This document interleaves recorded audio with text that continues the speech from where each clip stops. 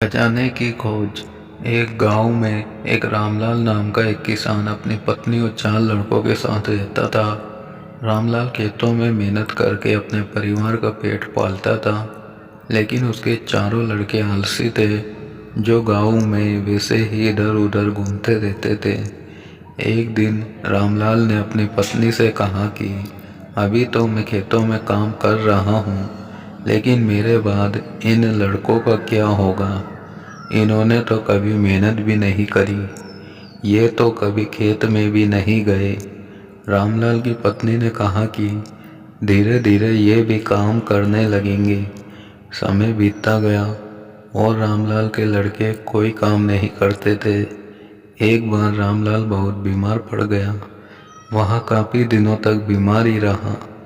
उसने अपनी पत्नी को कहा कि वह चारों लड़कों को बुलाकर लाए। उसकी पत्नी चारों लड़कों को बुलाकर लाई। रामलाल ने कहा, लगता है कि अब मैं ज़्यादा दिनों तक जिंदा नहीं रहूँगा। रामलाल को चिंता थी कि उसके जाने के बाद उसके बेटों को क्या होगा, इसलिए उसने कहा, बेटों, मैंने अपने जीवन में जो भी कुछ कमाया है वह खजाना अपने खेतों के नीचे दबा रखा है।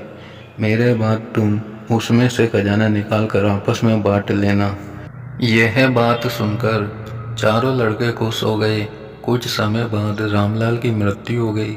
रामलाल की मृत्यु के कुछ दिनों बाद उसके लड़के खेत में दबा खजाना निकालने गए। उन्होंने सुबह से लेकर शाम तक सारा खेत खोद दिया, लेकिन उनको कोई भी खजाना नजर नहीं आया। लड़के घर आकर अपनी माँ से बोले, माँ, पिताजी ने हमसे झूठ बोला था, उस खेत में हमें कोई खजाना नहीं मिला। उसकी माँ ने बताया कि तुम्हारे पिताजी ने जीवन में यही घर और खेत ही कमाया है, लेकिन अब तुमने खेत खोद ही दिया है तो उसमें बीज बो दो। इसके बाद लड़कों ने बीज बोए और माँ के कहे अनुसार उसमें पानी देते गए।